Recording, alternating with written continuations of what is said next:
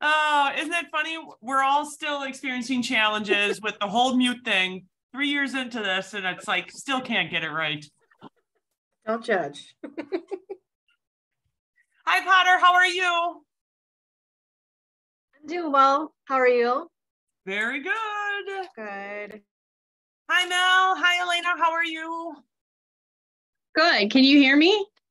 Yeah. Okay, perfect. Loud and clear.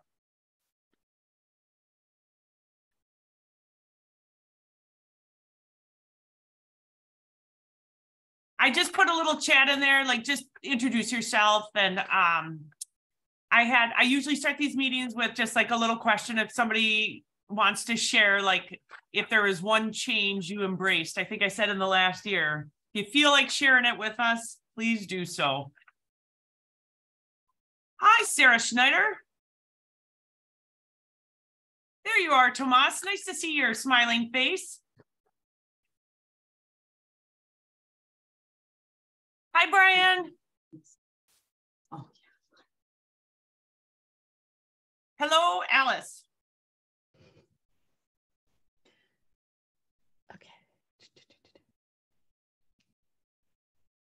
I know we have kind of a round robin of sharing this morning. Oh my gosh, I just said this afternoon. So I got to get with the program is what that tells me. So we had people sign up for 5 minutes or less just to share with us their program, organization, highlights, other things going on. So I kind of have a tentative list of who's going when, and then if we have a few extra minutes at the end, or if people have anything they want to share via chat, including like PDFs or whatever, feel free to do so as well. So I will just wait. I know it's 11:59 and I know people are still signing on. Hi, Timber. Hi, Lydia. Hey, Hi. hey, Lisa. It is Happy Voting Tuesday. Hi, Sophia.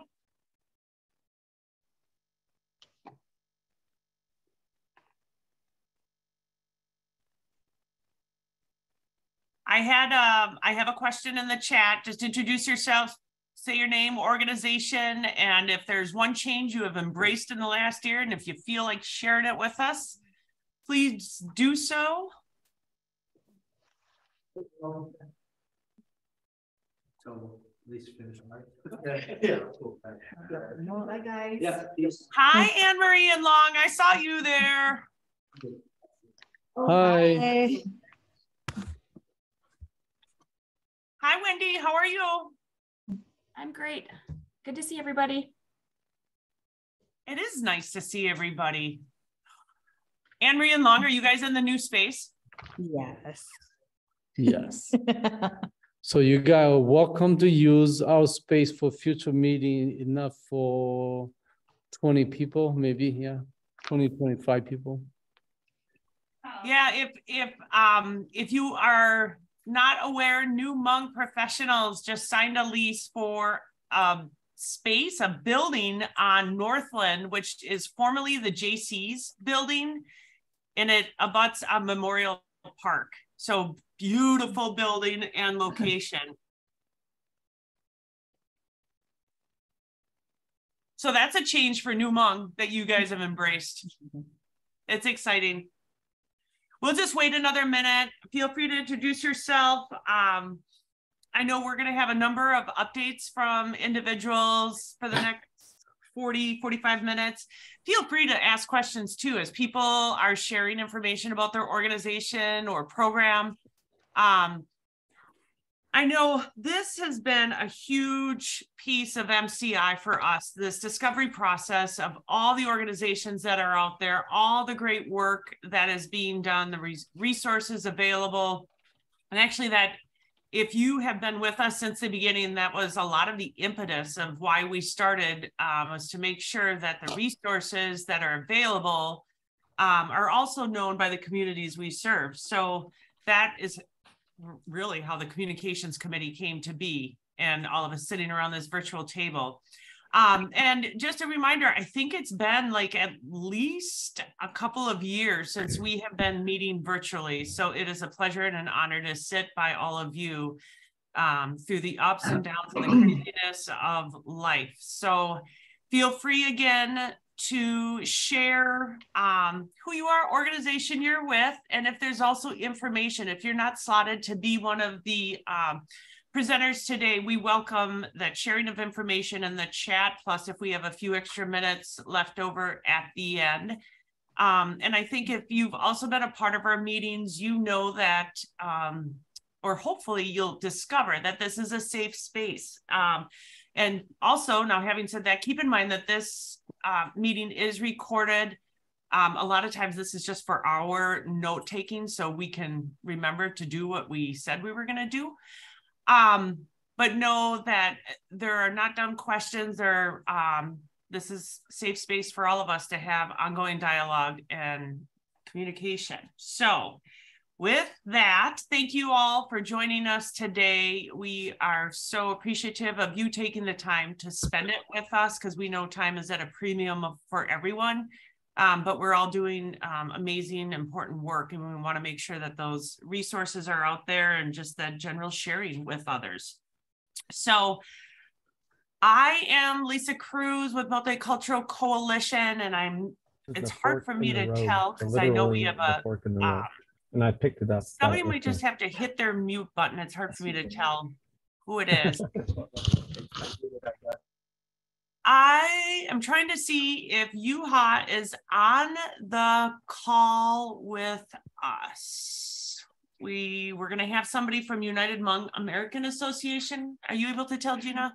I don't see her as something else, but if not, I do see that Sophie is on. Okay.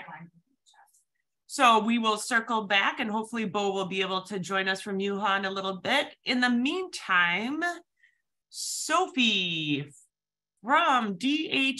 It's always hard for me to pin where people are on my screen. Hi, Sophie. I know we had asked specifically and had seen the information that DHS had sent out about the telehealth program. So if you wouldn't mind sharing a little bit with us about that with this group. Yeah, I'd be happy to. It's great to meet everyone. I am Sophie Lee. I am the Health Equity Strategist in the Office of Preparedness and Emergency Healthcare in the Division of Public Health with the Department of Health Services. That is a mouthful. But I wanted to share a little bit about the new telehealth program that DHS just launched. We launched the program on November 2nd. And the new COVID-19 treatment telehealth program is done in partnership with the telehealth vendor Color Health. The program will offer Wisconsinites easy access to healthcare consultation, screening, and prescriptions for COVID-19 oral antiviral treatments. Wisconsin residents who test positive for COVID-19 will be able to use the service receiving a video or telephone consultation with the healthcare clinician. The healthcare clinician will evaluate the individual's health status and eligibility for the oral antiviral pill that reduces the risk for severe symptoms and hospitalization from COVID-19. The healthcare clinician will be able to issue a prescription for the treatments that can be filled at any of the 600 plus pharmacies throughout the state that carry the medications. If a resident doesn't have access to one of these pharmacies, the service will ship the medication directly to their residents overnight. In terms of eligibility, Wisconsin residents ages 18 and older, regardless of insurance status, who test positive for COVID-19 and whose symptom onset is fewer than 5 days earlier will be eligible. You are eligible for telehealth, whether you test positive with it at home or a clinical test. You will not be asked for proof of a positive test. In terms of access, this service will be available in a wide variety of languages. Residents who do not have access to the internet or smartphone can access the service by phone from a landline. The website and phone number will be available statewide. In terms of cost, there is no cost to individuals for use of the service. It will be open to all Wisconsinites eligible for COVID-19 treatments, regardless of health insurance status. If you have any questions, we do have an email inbox that you can reach out to, and I can put that address right in the chat. That's our DHS operations at dhs.wisconsin.gov. I thought that it might be helpful to share that our COVID-19 telehealth website is currently live, and it might be helpful to do a brief walkthrough or demo of that website with you. You can access the website directly from our DHS website, and I will also put this link directly in the chat. I'm going to now share my screen, and so we can take a look at that website together.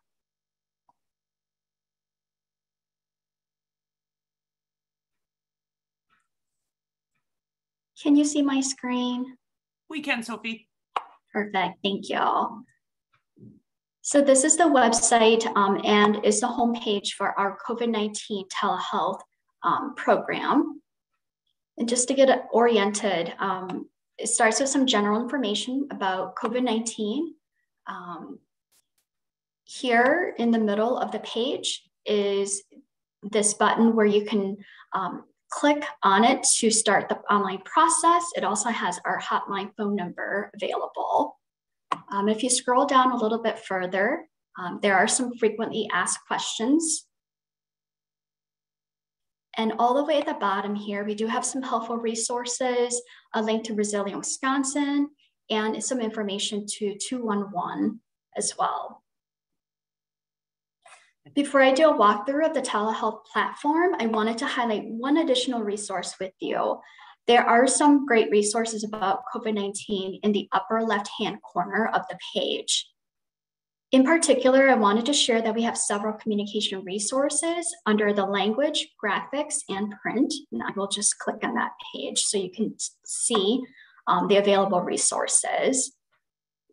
These materials are translated into multiple languages and are available in English, Chinese, Hindi, Hmong, Somali, and Spanish. There are also several ASL videos available. These resources are resources that you can print and share with your communities. These particular resources are about COVID-19 in general. We are currently in the process of creating similar resources for the new telehealth program, and they will be available on this website. So please be sure to check the website to access them in the near future. And now I'm going to do a brief walkthrough of the telehealth platform. Before you can access the service, you will need to create an online account, and you can do so by clicking this middle button here.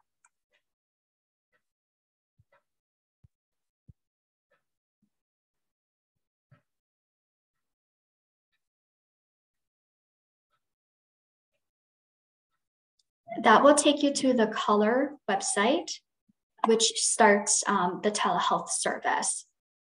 If you scroll down to the bottom, you can click the Get Started, and it will prompt you to create a username, email address, and password for that account. I already have an account, so I will be signing in.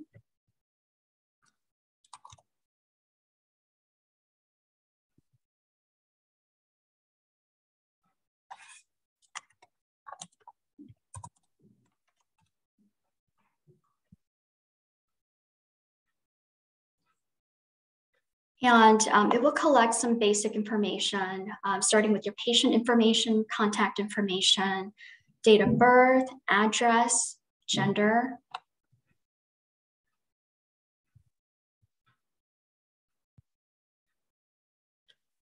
Some other additional information. This first question is regarding a disability, race and ethnicity, and your consultation language of choice.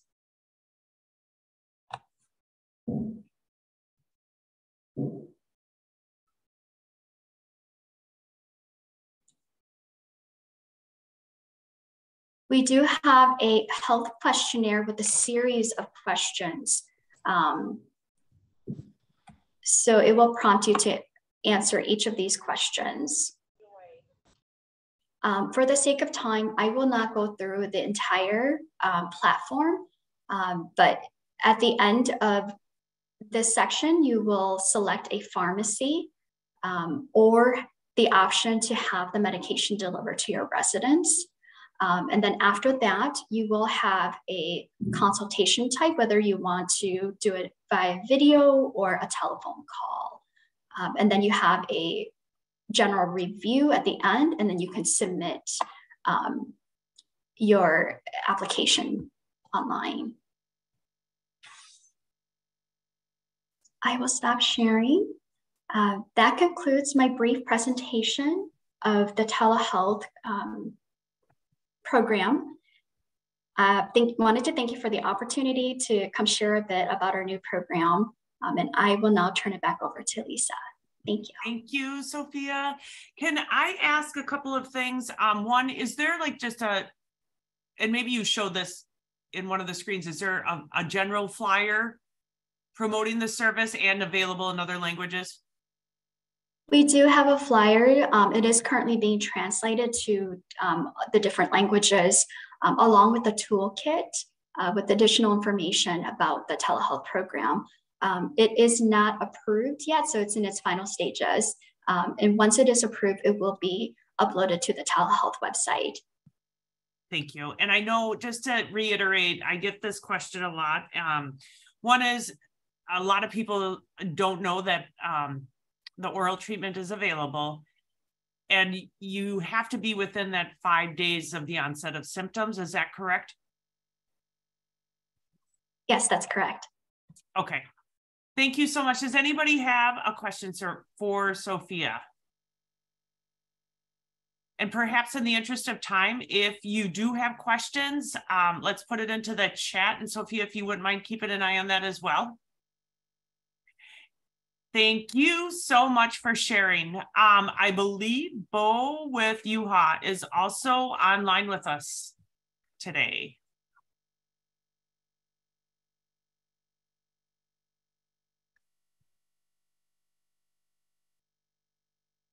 With UHAA?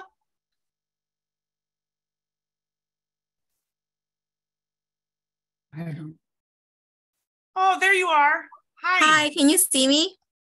We cannot. Okay, hold on. I think my camera is turned off. Is that better?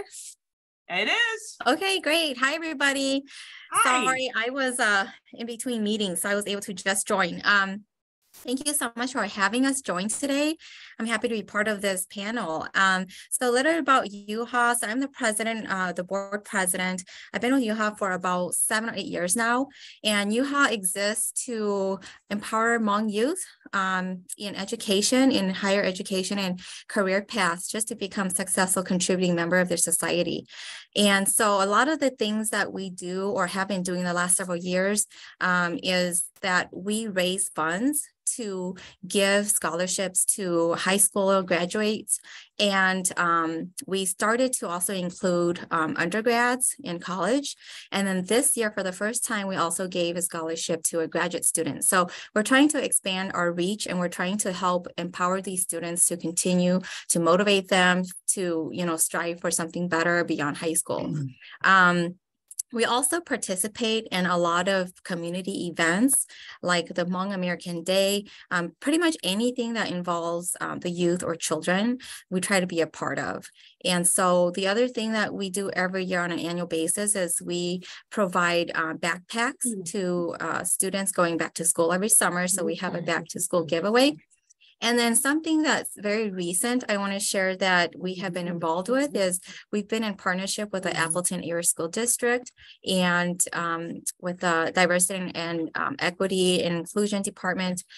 We are providing, we're able to obtain funds, and we're providing support to their tutoring center. And so we provide in-person tutoring as well as online. So we're using a program called YUP, and they can get tutoring and help with math and STEM subjects. So those are some things that are new and, that we've been adding to some of the goals that we're trying to reach with helping Hmong students in the area. And so we also provide shadowing opportunities if students want to reach out to us and say, you know, I want to see what's it like in the day of a chiropractor, you know. So we try to reach out with, we try to keep relationships with a lot of Hmong professionals in the state and try to connect students that way as well. So that's what we do in a nutshell. And we look forward to, you know, collaborating with other organizations. We have collaborated with other organizations in the Valley, such as the Hmong American Partnership, New Professionals, and Hype is also another one. So yeah, that's what we got. So if you guys have any questions, I'm here for a few minutes. Thank you so much, Bo. And I just want to encourage our presenters today to make sure you put in the chat contact information, if it's an email, phone number, whatever it may be. Okay. That would I will definitely add that. Anyone have any questions quickly? Otherwise, you can put them in chat as well. I just have to ask Bo about the backpack program. Yeah. When does that take place, or? So we always do that in August, right before school start. And we try to promote it as much as we can, but it's kind of hard to reach everybody. So I feel like Facebook is kind of the go-to place for us right now, because a lot of people in the Hmong community uses Facebook. So we always post a flyer and we provide pre-registration so families can sign up how many students they're expecting to come and pick up the backpacks. Okay. And we're happy to help support outreach efforts in that area, any area really. But wonderful. Well, thank you so much. Thank you. You're welcome. We appreciate you being here with us. I think next up is Ashley with Winnebago County. There you are. Hi. I'm just gonna share my screen here. Which comes up.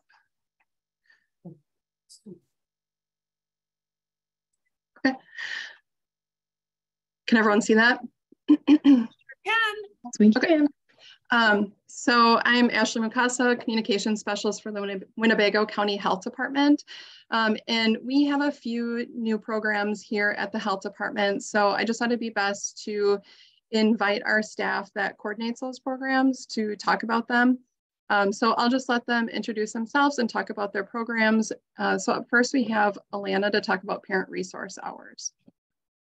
Good morning. As Ashley said, my name is Alana. I work with the Healthy Lifespan Division. And during COVID, a lot of our prenatal services really had to take a break and a pause as our nurses were pulled away to many other efforts. As we've looked at that service model and we're trying to be there for our families once again, we've decided to shift the way that we deliver our services. We are now starting what we call Parent Resource Hours. And that's going to happen in the northern and southern end of our county at least once a month. So right now we're piloting it right at our health department. Parents can come in and get information on all of these topics that we have right here listed.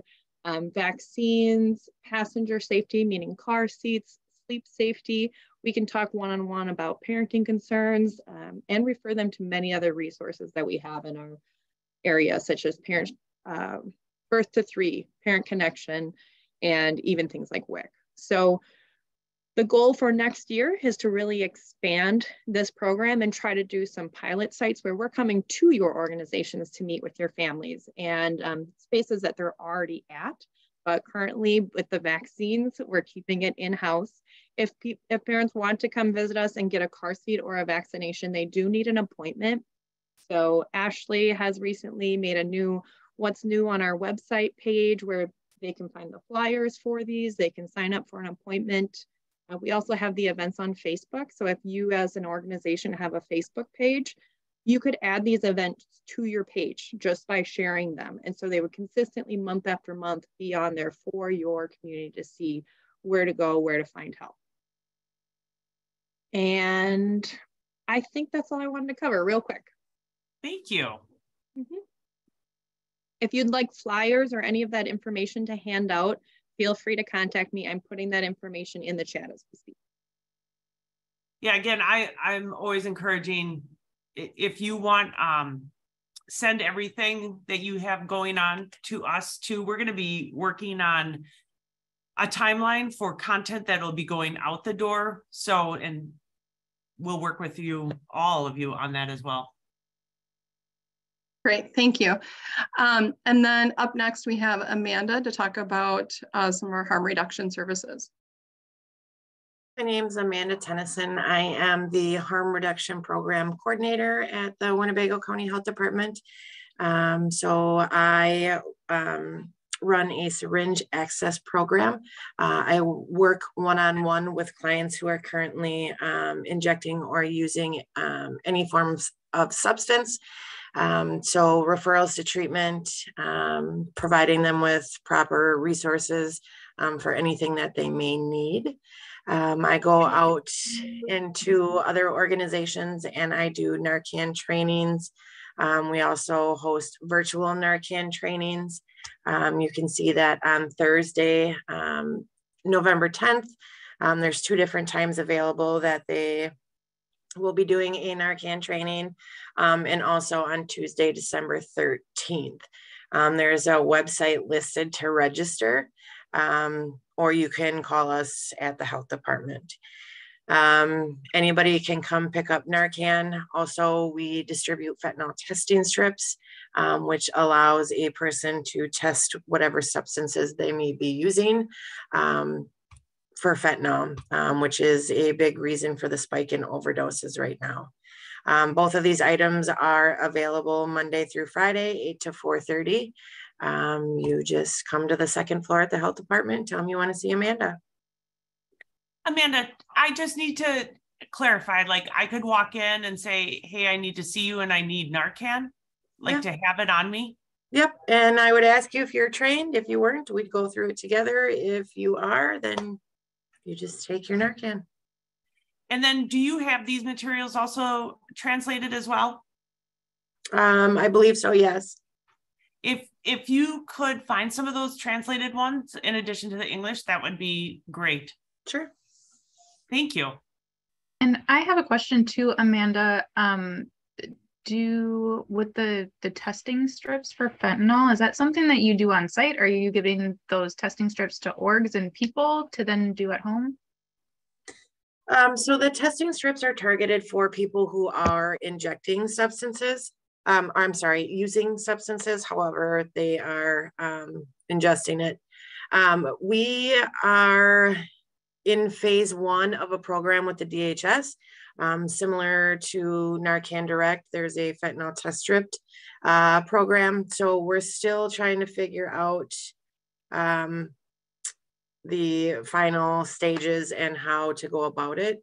But typically it's just in the office. I'm training people who are using versus organizations. Okay, sounds good. Thank you.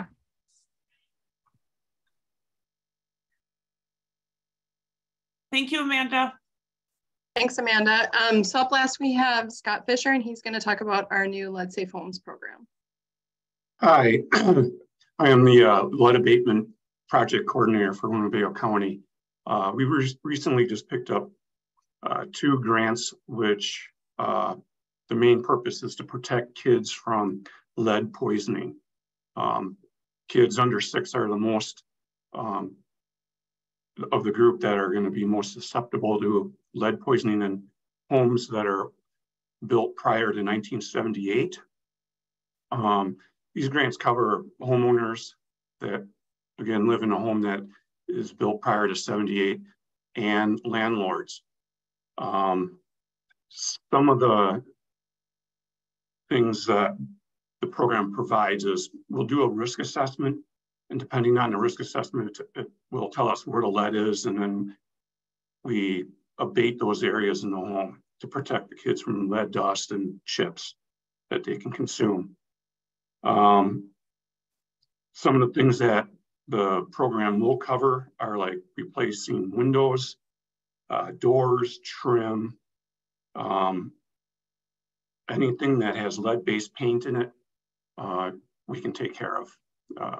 Right now we're working with just a few contractors. We're still trying to get more lead abatement contractors on board.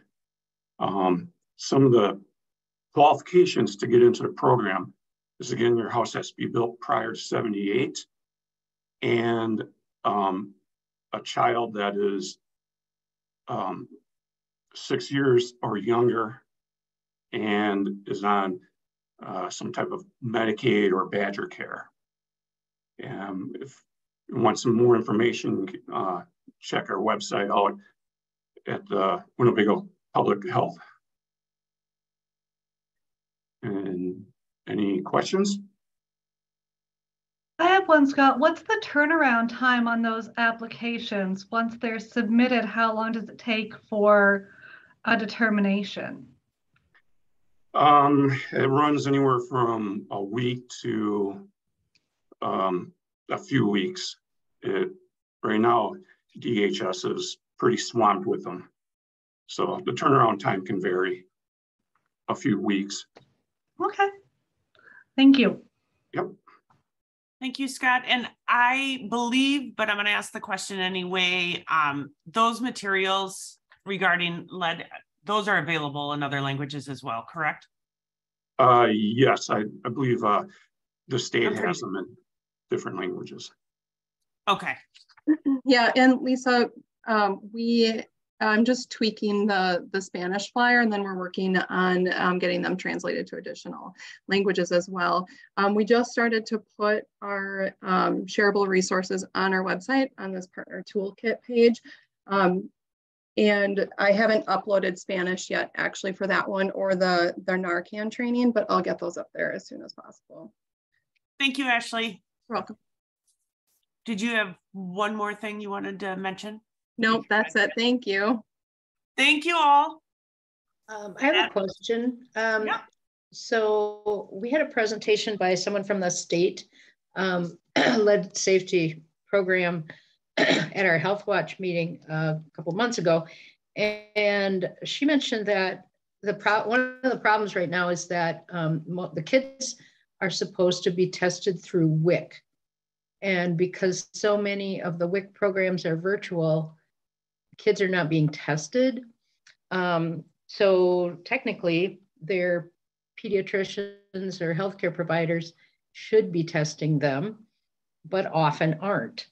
I mean, that was pretty upsetting because the ramifications of lead poisoning that she talked about were pretty horrendous. So she talked about a scorecard of health systems and clinics where they determine how many of the providers are actually testing the kids or even asking about it. And I was wondering, do you know if Winnebago County has that or has access to that? Or because after we heard the presentation, I think a lot of us were like, what can we do about this? Because I mean, it's like not WIC's fault that they're not able to test because people are coming in virtually. So, is there some way that we can, maybe follow up or find out if these clinics are actually doing what they're supposed to be doing to save these kids? I'm not real sure what Winnebago County is doing right now. I'm rather new to the position, so I'm still learning what all the positions do and everything. Ashley, do you have any input on it? I can step in for just a second. So with the screenings not happening on site through WIC, we're definitely seeing a lot less referrals. We still automatically would get them from any pediatrician that does sense it. But one of the objectives that DHS covers with their lead is having our providers or our nurses, our Scots, whoever they are, go out and educate providers more about this. It's just another ramification of COVID really taking our entire healthcare capacity away. So kids weren't even seeing doctors, let alone having the doctors have the time to go through this extra education. It's not ideal. We need to fix it, but rather than like really hammering down on the pediatricians, we're trying to be more helpful and promote rather than score them poorly on what they've been lacking in the past few years. Are you getting some favorable results in terms of, if you offer to educate them, do they listen? I mean, I think, providers are really struggling too, because they're all on kind of a leash in terms of how many patients they can see and have to see in an hour. And so they don't have the, they don't always have the leeway to get the education that they probably would like to get too. And some providers may not know that health departments run these types of programs and have that capacity to educate. We have a nurse that can educate the family and the child about the interaction with the body. We also have environmental health specialists that can educate about the home and the environment. So letting providers know that we're here is even half the step, that they don't have to take care of it. They can refer to us. We've been successful when we let them know that. It's getting to them, and we haven't been able to get to them in a few years. Thank you for your questions, Connie. I hope that that was helpful. I encourage everyone, put your emails in if you want to keep the conversation going, or put additional comments in chat as well. Anything else? I know we have our next speaker. I see Amanda Martinez with Kids Forward and the Race to Equity Project. Hello, everyone. Thank you so much for giving me the space to share today. My name is Amanda Martinez, she, her, and I recently started full-time this summer as the Policy and Engagement Associate at Kids Forward. So just a little bit about Kids Forward. We are a policy advocacy center that uses a community-informed approach to advocate for more equitable policies for children and families in Wisconsin. So in my role specifically, I will be doing community engagement work here in the Fox Valley area, as well as across Northeast Wisconsin. For a little background also on the Race to Equity project, historically, we have released reports that raise awareness to the racial disparities present among the Black community in Dane County and the Black and Latinx community in Rock County.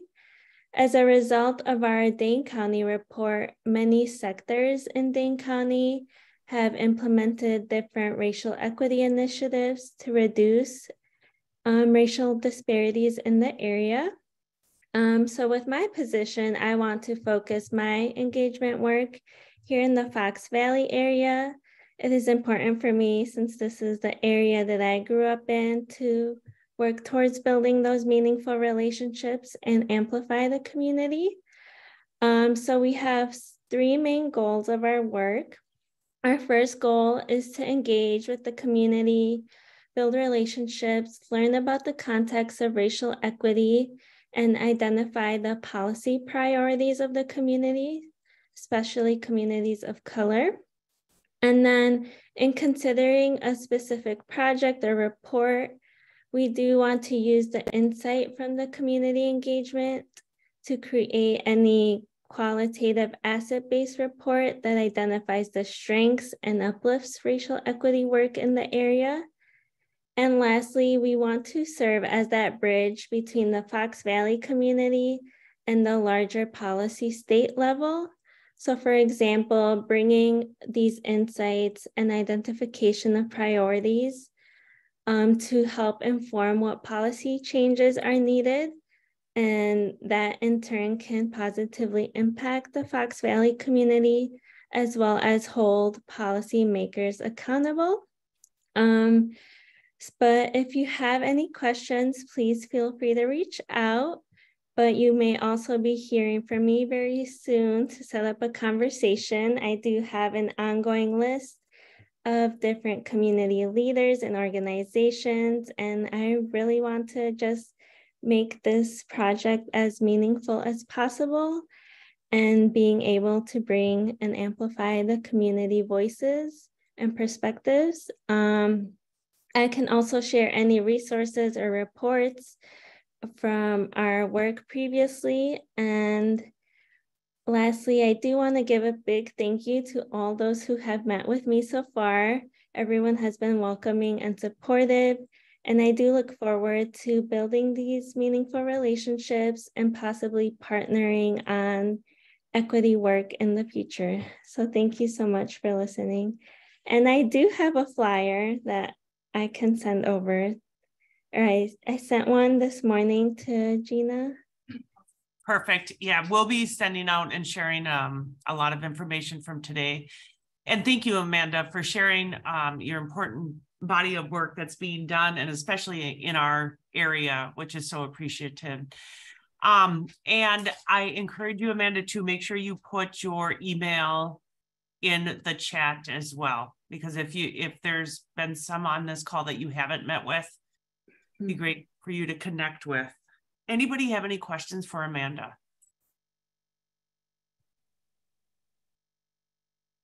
Moving on. Thank you again, Amanda. If you do have questions, put them in the chat. We have Kike, and there you are. How are you? Hi, Lisa, Gina, everyone.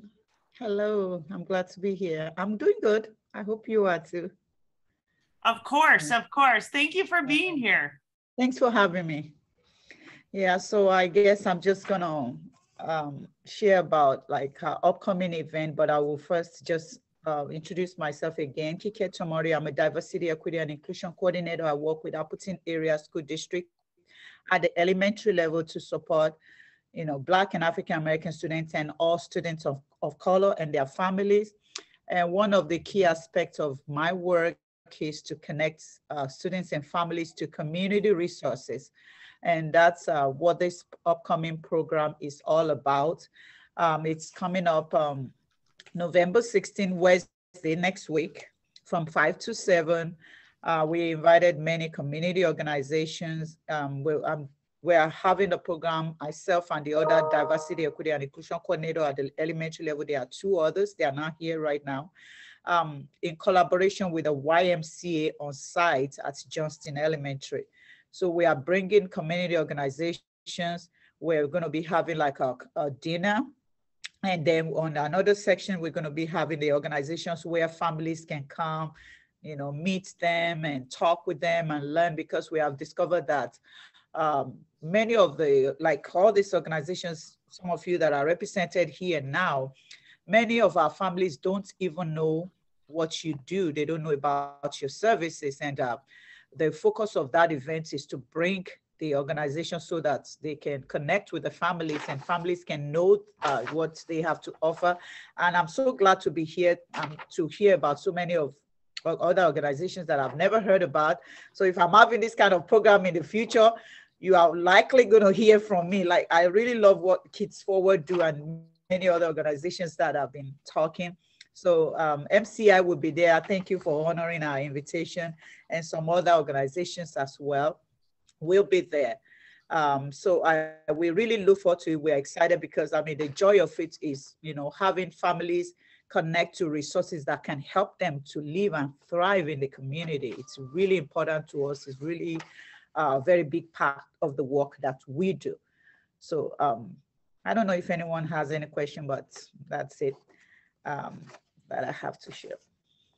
Thank you for being here today. And if you wouldn't mind putting those details about the event in the chat too, Kike. And also I was thinking if there are needs in particular that things that we should bring with us for the kids and their families, let us know as well. All right. Yeah, I think in the past at some of these other events, we brought diapers or personal hygiene products or whatever, toothbrushes we've done. So if there's something that you need like that, please let us know. Definitely. I'm still going to send a final email to all the organizations we have invited. But basically, so I always encourage organizations to bring information brochure, bring souvenirs, any giveaway items you have that you think would make your family smile, please bring it, right? I see Christine there. I know POP will be there as well, and several other organizations. So look forward to my email if you're part of those we have invited, and we will share. And I will put my name, put my contact there, but this program is specifically for the students at Johnston Elementary. But of course, you're welcome to come see what we're doing. So I may not put the flyer, but I'll put my information so that if you want to reach out, if you have any questions in the future, I'll be able to answer you, and we can also connect for maybe some other things that we'll do or whatever you want to do as well too. Thank you so much. Thank you for taking the time to be here with us today.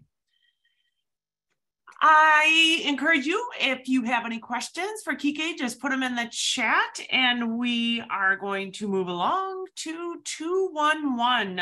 I believe Tomas and Lisa are going to talk a little bit more about 211. Thanks, Lisa. Yeah, I'm going to just give a quick overview. I think this will be a great, then I'll see if Tomas has anything to add. But I'm Lisa Smith, Director of the 211 located at United Way Fox Cities. And as you may know, we are one of 8 call centers in Wisconsin that provide the 211 service. 211 is available in every state. And as of this month, it's also available in Cook County, Chicago. So we can officially say that no matter where you go in this country or Puerto Rico and Canada, by dialing 211, you're going to talk to me or one of my team, someone like us. We are a dialing code. Keep that in mind. We should be the first call for help in communities. We are never going to be able to provide direct service, but what the call centers do for states and for communities is it's a live answer 24/7 service where a human being will always pick up the phone. And that's very rare. We are the only source of live answer in this country other than 911. So keep in mind, we like to be that first call for help. One thing I'm hearing, and I'm so glad I'm attending and hearing about all these programs, please be sure to get that information to 211. If we don't know about it, we cannot provide it to our callers. And we talk to a lot of callers every single day. And from many different cultures and backgrounds, we do utilize translation services. And of course, Tomas provides language in both Spanish and Portuguese for us in addition to English. So we have staff on site, but we also use translating. Just keep in mind that, you know, when we don't know about a program, we're not going to be able to provide that to families. Our goal is to get them to you as quickly as possible. But it's very easy for most folks. Most people in the country are becoming more familiar. Everybody knows 911. Now they're starting to really understand 211. So really quickly, we're still providing COVID services statewide. As was mentioned earlier, 211 is the COVID line for the state of Wisconsin, including our center here in the Fox Cities. And so we receive a lot of calls around everything related to COVID. We also need to make sure we have all of those resources in our database. We are providing some additional assistance right now with Trisha and her team over at Partnership for open enrollment statewide. 211 is the place advertised statewide to call to get connected to an insurance navigator or folks at Partnership. And we're very fortunate to have them in our community. For us, that's an easy, warm transfer, meaning when someone calls us, we put them on hold, we call Kristen's team and then Trisha's team, I'm sorry, and then they talk to them directly. So there's no need for somebody to make another call. We're also providing some additional assistance for those calling with substance use issues. 211 is the Wisconsin's state addiction recovery helpline. So people are really sent to 211 to get that initial connection to resources, peer specialists, direct support, direct treatment who are facing substance use. So I was really interested to hear some of the new services being offered by Winnebago County Public Health. One of our focuses for the helpline this year is harm reduction. And we've certainly had many calls for fentanyl testing strips. So we do have some state direction around that, but it's always good to see individual health departments because we do serve 10 counties primarily and 15 kind of routinely. So we need to know those things. Couple of quick things coming up. Toys for the holidays, holiday programs really in demand. You know, it's heartbreaking for us when we know there's such limited resources and people are calling December 19th looking for some toys for their children. So if there's any programs out there that are helping folks find or connect to resources for the holidays, whether that be Thanksgiving or any holiday, we really would love to know about that. We get a lot of calls and it really is difficult to say, sorry, that sign up is over. You know, you can no longer do this. Those are resources that are really, really needed. And finally, we just received a new round of funding to provide some additional transportation options in Winnebago, Calumet, and Outagamie County. At this point, those rides are going to be distributed through Tomas. Tomas is our point man on that. But if you have clients that there is no other option for rides, please have them call 211. We'll see what we can put together for them, and they may be able to get some rides through our Ride United project. And again, that's right now, we're just starting out. So we want to be sure that we can serve everybody that needs those rides. So we always say, if there's other options, please use those first. And we do that as well with our callers. But if there's no other option, we can probably get them connected through Ride United. Thank you, Lisa, for sharing all of that information. Can I ask you a quick question? If people on this call want to get you information about programs and services, what's the best option to You'll send? probably just be emailing me, and I will certainly put that in the chat. You can email anybody here at United Way Fox Cities if you have connections already, but I love to receive those. And then what we do is we curate that in our database, meaning, you know, we have very, very specific rules about how a 2-in-1 database is structured. So we like to attach those resources. Some of the things that are more difficult are one-time events, but I'd still like to know about them. And then our team knows, oh yeah, I saw the flyer, you know, they have the flyers posted all over their workstations about the toy drive, or, hey, you can come and get a free meal here, or those single day events are a little bit more difficult, but I definitely put my information in. And I will also have Tomas put his information in, as he will probably be attending more of these meetings in the future. And he's also the Ride United coordinator, so. Any questions? I feel like I cut somebody off the last time around. Any questions for Lisa or Tomas? I have a question. Is there a list? We were talking at the Hispanic Interagency meeting, I think, about whether there is a list available of places that have Spanish. I always get translators and interpreters mixed up. I think it's interpreters or translators, or, you know, services available. Like, we know that Samaritan has a Spanish speaker on staff, but and CAP services, since I'm looking at Nordy's, I'm thinking CAP services has a Spanish speaker on board. We're wondering if there is that list somewhere already. Is that, you know, would 211 have something like that? So well, go sorry. ahead, Tomas, because I know you're working on this. Yeah, so I made a list for Marta Franco. She works with, I personally gave her a copy of like a list of agencies that do provide. And again, that information, you might have somebody that speaks Spanish today there, and they might be gone tomorrow. So I don't know if that list that I gave her was up to date, but I gave her a list of organizations that supposedly have Spanish, Spanish-speaking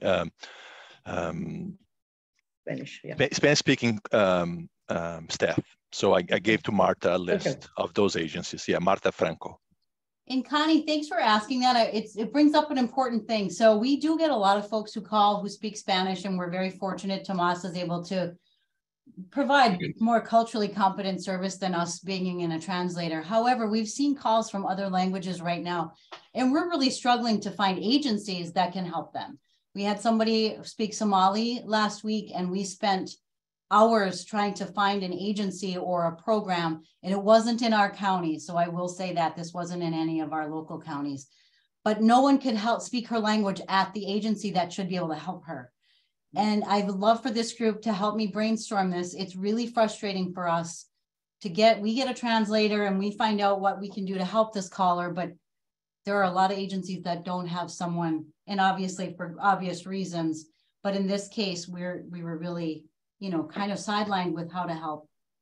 So great question. And we will always get a translator. That doesn't mean it's culturally competent always, but it's the best that we can do at this point. Thank you, Lisa. And you know, it's a two-way street. So if you're struggling to find some resources, give us a holler too, and anyone might be able to fill a gap. Sure. I know I've reached out to a couple of you already, so I appreciate that. And I said it's an individual. Every day is different here. I would love a list of everyone's email. That would be really helpful for us. Okay. Okay. Sounds good. Thank you so much. You bet. I believe New Hmong Professionals is up. Hello, everyone. This is Long Vu, and Emery is here with me too, but I'll be speaking mostly. So thank you for allowing us the opportunity to talk today. Well, New Hmong is actually Northeast Wisconsin. So it's new. Originally, when we first started, it's back in fall 2019, right before the pandemic. And among our young professional in the valley here and across Oshkosh all the way to Green Bay, there's a need of us to be connected, finding a safe space. How can we help each other?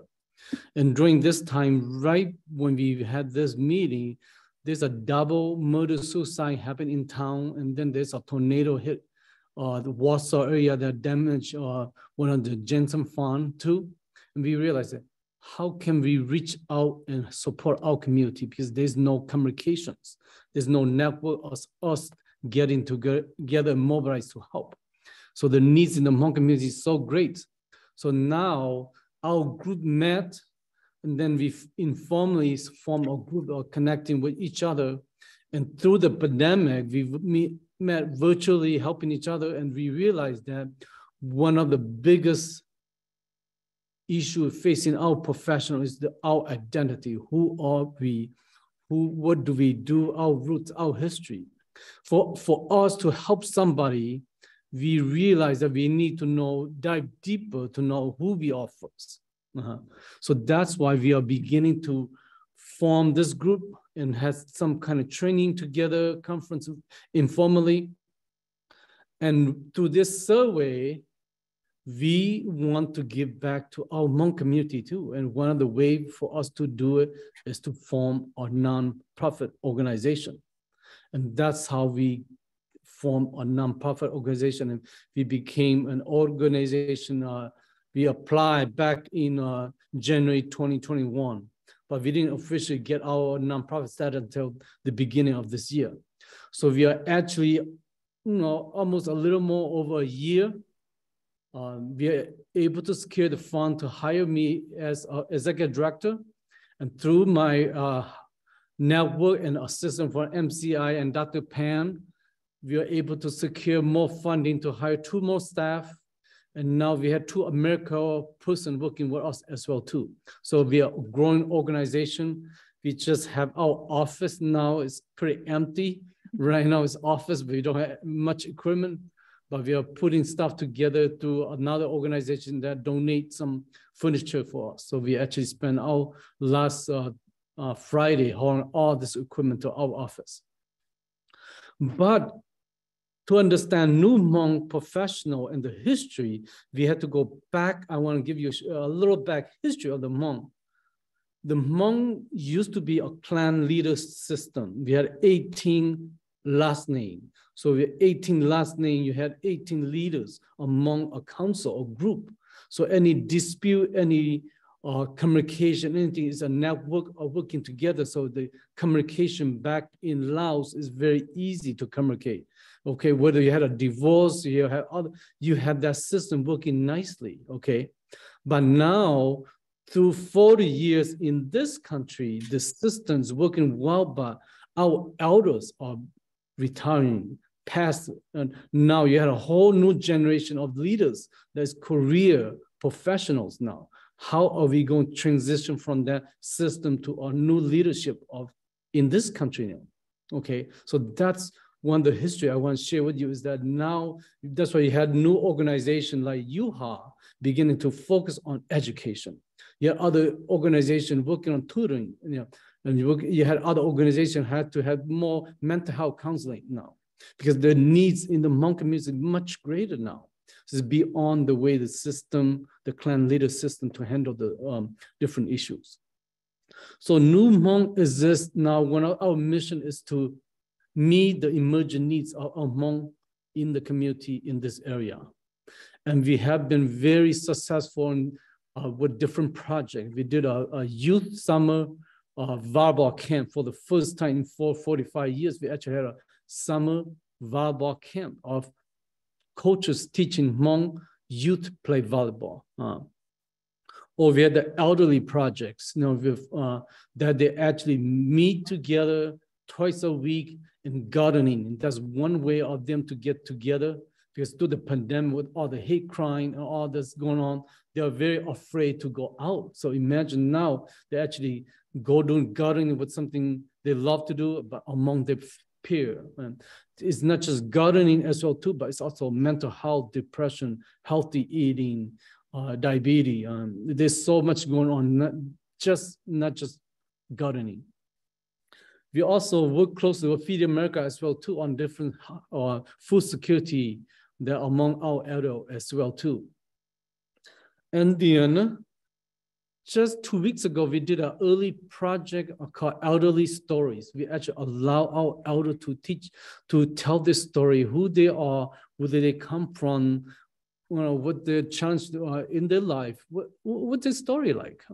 We want to preserve those stories, otherwise we will lose those stories, those rich history about our Hmong culture. And this is one of the ways we help our Hmong professionals for them to understand who they are, to really understand the elder now. So we are able to preserve some of those stories.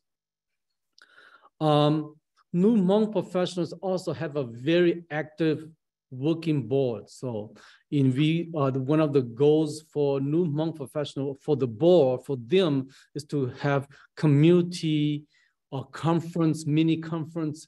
We just finished one conference at the Fox Valley Technical College on professional development.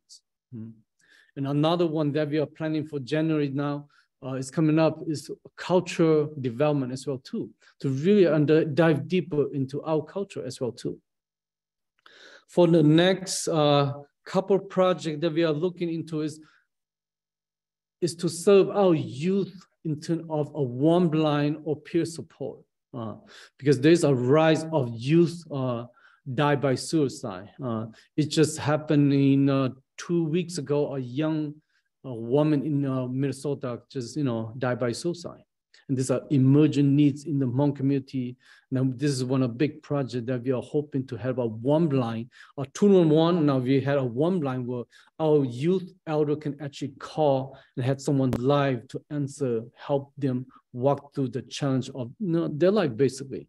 It's a more prevention than anything else. So that's one of the big projects that we are working on now. So that's the gist of what New Hmong are doing in the future plan as well too. Let me know if you have any question. I know we are short on time. It's actually out of time. It's 11 o'clock. So never mind. That's okay. But we still have people online. Thank you for sharing all of that. Very exciting for New Hmong professionals. Does anyone have any questions for Long or Anne Marie?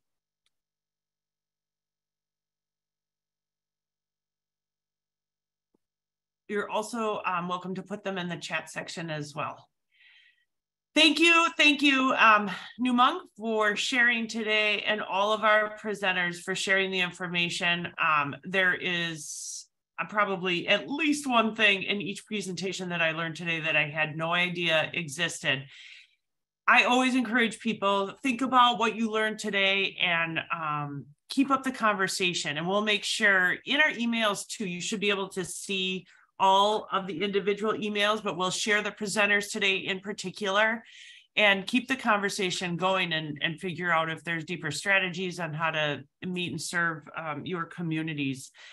So thank you again for everyone. And then we'll also send out additional information in follow-up from today. So it was, I hope, beneficial for each of you on this call today too, to learn about all the amazing resources we have and opportunities to do more. So I will hang out on this call. I think we're only 1 minute overdue. I will hang out. Happy to answer any questions as people take their leave too. Thank you, everyone. Lisa, I do have some questions for you. This is Lisa. Oh, yes. Awesome. So I think I had emailed you about the person that I was mentioning, and you may not have received that email. We just really had some challenges, and I think they're going to become more and more common as more refugees and folks who are not Spanish or English speaking are getting to our community and contacting 211.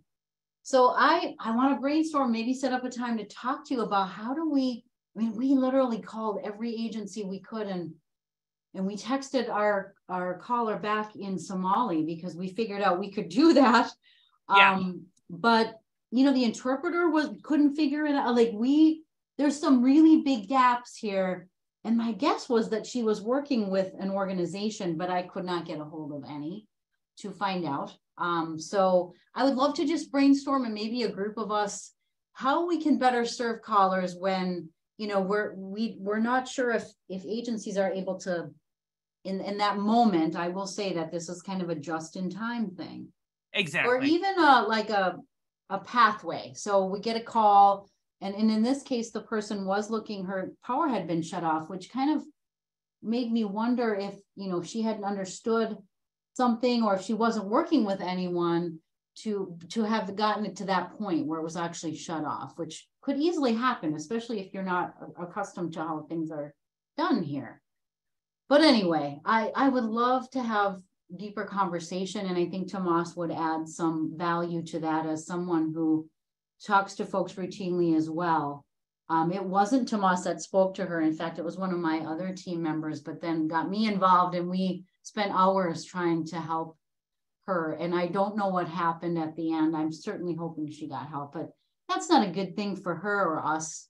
We want to be able to help. That's what we're here for. And there's got to be a better way. There just does. You know, it's interesting too, Lisa, what you just explained and described. I would say at any given time, the people who are still on this call and many of the others who left are taking those same types of calls and quickly galvanizing resources. Kristen, I know you guys are in the thick of it. Ro, like, and Casa Hispana, I don't believe they're on this call. It just, those calls come up and you're just, I don't want to say, you're scrambling because there's such unique set of needs, and what's the next step? Yeah, and I think we want to be that first call, and that's what this dialing code was established for, other than disaster response. But if we could figure out a pathway, you know, we want them to know where to start. That's always a good thing. Then of course there's no wrong door, but it's really critical for our staff to know the pathways. Yeah. And, you know, if I could have connected her to someone that day and know that Saturday she might have had some assistance, that would have been great for her. And she was really, really concerned. She had children in the home. You know, we called every agency we could that day, and there was just nothing we could do. So I'm not saying, you know, just for 211's sake, but I think for all of our sakes, I would love to see one of the outcomes of our meetings is to have that pathway or that roadmap of, okay, if it's this, can we, you know, because we don't want you all to be taking calls that aren't something that you can manage. Like, that's really 211 is supposed to be that gateway. And our goal is to reduce the number of calls you get, and so that you can focus on your expertise and experience. So it makes sense that 211 then has, you know, a few more tools in their belt to get callers connected. Kristen, do you have some insights to share? Yeah, I was actually just thinking in my mind was racing. So we have had Somali speaking clients, and we use language line services. So although we don't, I mean, we do sometimes work on weekends, but we don't try to make a habit of it. But we do take calls that, you know, folks who don't really know who else to turn to, but then they end up finding our information somehow. Other than us using language line services, before we had any access to that, we would reach out to CAMSA in Green Bay. CAMSA serves, I believe, more refugee communities, but it's a lot of Somali speaking and other populations. So they kind of helped us in the past, but they're in Green Bay. So there is like also a location difference where most of our clients aren't in Green Bay currently. So there is that barrier, but really just making sure that each of our organizations who are taking clients or have any type of participants, that they're equipped with language line. I think that was more so what made us just feel a lot better about the services that we're able to give right now, even being so small. It's really language line is a really big help. Well, and I would say, Kristen, we do not have your organization in our database because we would need, and I think we've sent, you know, the form, but we also then are unbiased in referrals. So if we could get you in the database and be very specific about what we could send you, that would eliminate, you know, calls to you that are inappropriate. And I think that's the important piece, is figuring out how we need to list organizations in our database so that if my after hours folks are taking this call, they understand as well as I do based on what's in our database. Because we don't want to flood you with calls. We were just, that was an advocacy mission for us. Then it became a frustration of like, okay, now there's got to be someone that can help her today. And we did hear back from her on Monday that she hadn't been helped. So, and it wasn't in any of our counties. That's the other thing I want to keep mentioning. We've done this for other folks, certainly when we feel the need, and sometimes there's a great outcome. But in this case, we're seeing more calls from different languages than just Spanish and English, which was what was our primary before. But Lisa, based on what Kristen was saying about utilizing Comms Up and Green Bay, I mean, 211 doesn't have jurisdictional boundaries, correct? Right, and this caller happened to be from Green Bay. The problem was we were using a translator, which we've all had experience with here, I'm sure. And it's not culturally competent for the caller. You know, we're speaking to them in English saying we're getting a translator. They may or may not understand that. But we were able to text back and forth with her. We figured out, and one of my team members brilliantly figured out we could do it in Somali, which was amazing. So that opened up our communications with her. But it was in finding then an agency that would even take her call that day, right? So it was like 2 o'clock on a Friday. Agencies were open, but we were told point blank from both county offices we called, we don't have anyone here that speaks that. So she's going to have to call back. And that's not good enough for me. So I was really frustrated by then. And so I called back and asked to talk to supervisors. And basically I was told that she would get a call back that day. But then when we talked to her Monday, she finally trusted us enough, I think, to text back. And nobody had called her, according to her, which I believe. So she went the whole weekend without power. And there are programs to help. There's programs to help a lot of things. But the gaps are where we need to focus our time. It's not maybe always the program itself, but we have removed these barriers because she probably could have gotten some help on the Friday, I think, anyway. And COMSA wasn't an agency that came up for us to call. So we're not as familiar with Brown County. We're just basically helping them out right now. So that's why I say always, we've got to have these records in our database so that no matter who's answering the phone for 211, they can find these resources. We curate it using a very specific taxonomy that we're trained to find things. But if it's not in there and it's not classified correctly, we wouldn't know that it exists. Yeah. So a couple of things there, making sure we have the resources correctly classified in our database, and just a basic roadmap or understanding of how this works. Again, I'm guessing she was working with an organization. I did try World Relief. I tried several organizations, and I don't expect that there's going to be somebody picking up the phone there, but I was just looking for some like guidance on how can I best help her today on a Friday.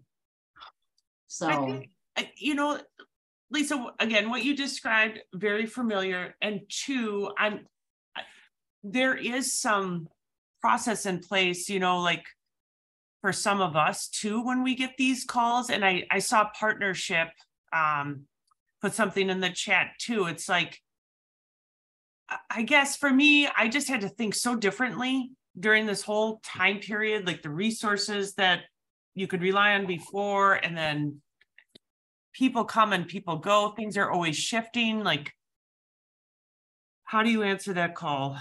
Mm-hmm.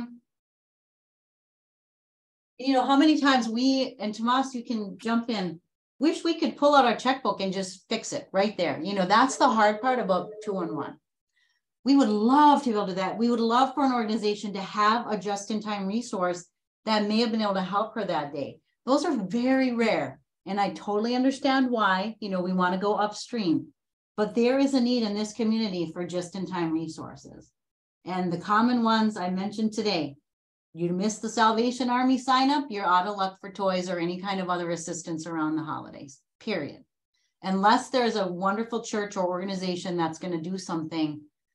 And those are things we'd love to know about, because it's just heartbreaking to hear from someone who may have moved here too late or didn't even know she had to sign up, or she's got 3 kids at home and single mom.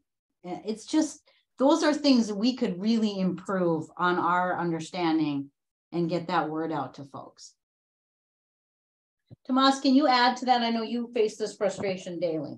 No, actually I got a call today from it's a guy in Green Bay. He has a couple of Ukrainian refugees at his house, and he was looking for resources for refugees. I gave him World Relief. I gave him a couple of other resources, but I just got that call today, which was interesting. So there are a lot of refugees coming to the region, and we might not know about it. So just something that I just wanted to add. So I'd like Lisa, if you don't mind, I know you sent me the application for 2-1-1 to be part of on the contact list. If you could resend that to me. When you first sent it, I was very overwhelmed, but we now have Rovell, who is our new part-time staff. Hey, and Rovell, you're going to be my to... friend, my best friend. Yes. And I will ask this. I know this is a safe space. We will often do advocacy. And Rovell, would you mind if I had Tomas or myself or other team members just shoot you an email? Hey, what do you think we should do here? Do you have any ideas? I don't want to overwhelm you, but honestly, we don't always know either. Oh, I'm definitely okay with that. Okay. I'm always down to help. We'll promise not to overwhelm you, but you know, we've had situations, and I know Kristen, you helped me with one, in fact, directly, where we're just not the best positioned person to help. And many times that's the case, and most almost, but this person needed additional advocacy more than what we could provide. So great. But yes, I will resend, Kristen, and just be very clear about what types of things, because that will be public. The information in the database is public. So I always tell people, if you don't want a lot of calls about something, we have to discuss how we can classify that in our database. Okay, sounds good. Thanks for the reminder. And Lisa, I'm happy, and if others are too, to talk more about this just-in-time calls that I think so many of us are taking, and also help think through. I'm comparing this to like working in private healthcare and thinking about some of the processes, or just in our work in crisis overall, and working with organizations on how to set up the process that helps support and clarify things, and to help with the resources from the calls that they get. I'm happy to help Lisa talk more about setting up some sort of, and I hate using the word system, because we can set up the best system, but these are people. Yeah, people helping people. That's the only way you're really going to get somewhere. That's why this group is important, especially to us as we move forward, and knowing that I can email Rovell and say, hey, will be great. Like, that's how things are going to get done. Systems are fine, but I've done this a long time, and I can tell you the best outcomes are when just people help people, reaching out and doing a little brainstorming. Yeah. I'm happy to talk more. If you guys on this call still talking, if you're okay being included in that conversation, I'd love to think through that a little bit more, how we can be of service to each other and come up with different solutions that help supplement. And then also use that data to help highlight where our gaps are, right? We have a great resource-rich community, but it's not our systems do not work perfectly for everybody. So we have to keep figuring out a way to elevate that and figure out what we can do collectively. Yes, I think, and here's the other thing. Oh, Kristen, you're on mute. Oh, there we go. Thanks. Thanks. Sorry to interrupt who was just talking. And you know, Lisa, the more people that call 211, the better data sample we have. Again, we're just the gatekeepers. We're here to point people in the right direction. And I think sometimes, you know, we are misunderstood in that way. We're not going to be able to provide direct service, so we're not duplicating anyone. And we have very strong partnerships with many systems and organizations. But when we get enough data, then that'll drive change as well in this community. So the more folks that call us, you know, from every background, 211 is open to every single soul in this country. So it is never a wrong call. We may not always have a resource, but it's never a wrong call. And I always say, you're going to talk to a real person, which is very rare. So it's an amazing service that we need to utilize to its best capacity right now. And we want 211 to be as familiar as 911 in the minds of our folks. So my question, I know Mel Chi is still on here. So talking about World Relief, I think that we should be having a conversation with World Relief, especially with the organizations who end up serving those populations where we're getting Somali speaking folks to people with progression when they're in crisis. And then I'm sure that there's other populations as well ending up at other culturally specific organizations in which World Relief was the first person that they went through that organization. I just want to speak with the right person. Not that there's, you know, I just want to speak with the right person at the table from World Relief who wants to create this chain. I'm not sure who that is. If you all know who one of their decision maker type of folks would be there, who should be invited. And you're referencing World Relief. You know, in the past, we've worked with Tammy McLaughlin. You have, correct, Kristen? But I feel like there's other people on the team that I don't know as well. Yeah, I've met Tammy. I don't know if that's the person who makes any decision making on processes and things like that, because I know that it is a large organization. I would just be interested to speak with somebody who can make decisions and change processes. Yeah. And Kristen, I'm interested. So I honestly didn't even know what questions to ask. Like, I guess that she might be working, but I would love some more training on like the pathways these folks are facing themselves. Like, what are the right questions to ask? Should we have asked additional questions during that call that would have helped me to, you know, again, through a translator who, and that can be difficult, but is it an obvious that they would be working with? So I don't even know that much. I would love more training on that. I think we all would, in our team anyway, like that. Yeah, I agree. I think that there's refugees, especially from, I mean, sure, any refugee fleeing somewhere is going through a lot of things. But I think that if we're unable to receive competency training, and also make sure that the organizations in which those people are first going through their organization first, that they are competently trained as well.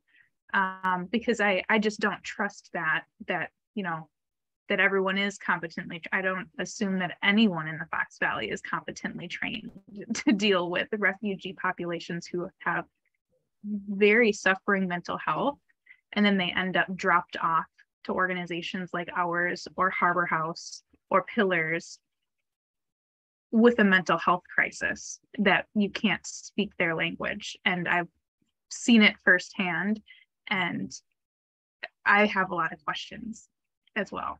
Great. I'm sure we all do, and I appreciate that. I think that would be another great outcome of this group, is for us, those of us who are taking the calls already, to really have a better understanding, if you know, of what we can do to help better. What does the system look like? How does this work? Mm-hmm. I think part of this is that cultural competency training and emergency crisis response training. Got to work that in.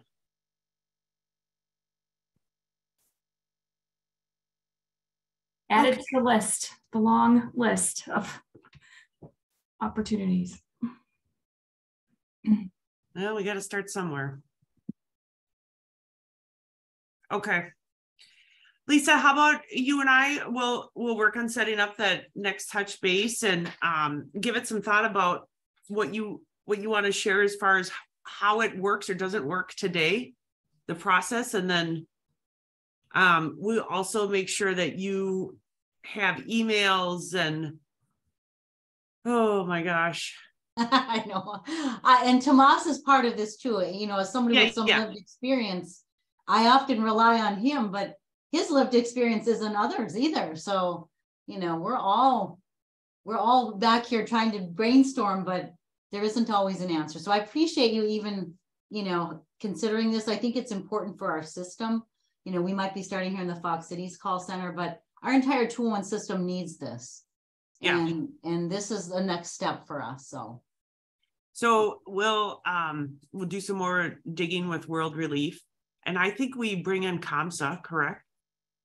I know there's some Brown County resources. Yeah, I think I haven't spoke with them in a while. They were open to collaborating. I know that they're just, I can tell, very untrusting of interests of folks.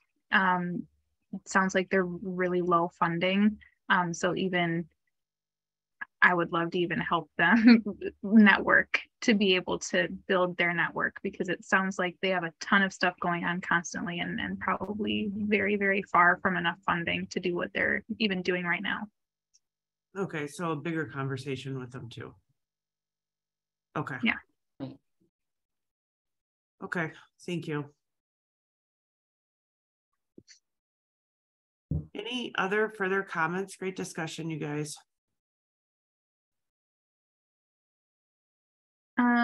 Only thing really on the top of my brain of crazy thoughts. We have all of our support groups in person now. So if there are any mental health needs for Black community members, we have Sisters United for Black Women. We're partnering with Purple Lotus Counseling. So we'll have a biracial therapist to run our newest group for biracial women. As well as Rovell is leading Black Men Talk, which is starting in person for the first time. It was during the pandemic, always virtual. So yeah, that's pretty exciting that we're starting our groups here. So if there are any, we don't necessarily, we call them support groups, but don't call them support groups in other spaces. So I just ask that if you're talking to a community member or somebody who's trying to refer a community member, to just make it sound fun. Groups, you know, just, it doesn't have to be a mental health thing. We learned real quick that we're more so in the work of kind of tricking our folks into being part of healthy spaces until we don't have to trick them anymore. And they would just want to come. That is amazing, and thank you for those insights too. Do you you guys have all the promotions on your Facebook page and stuff like that? So yes, I can. I'm getting together another flyer or something where I can have all of them on one piece of marketing. Okay. So I'll make sure to share that once I have something together. So it's just like one-stop shop. These are the groups that we have. Awesome. Okay. anything like that, just keep pushing it our way and we'll help get it out the door. Sounds good. We make it all sound so easy. Okay. Well, that's all from me. I am gonna log Thank off. you I all. hope that the rest of you have a good day. Thanks, Thank everybody. you all. Bye-bye. Great meeting. Thanks, Ro. Thanks, Katie. Thanks, Tomas. Thanks, Lisa. Thank you, Sarah.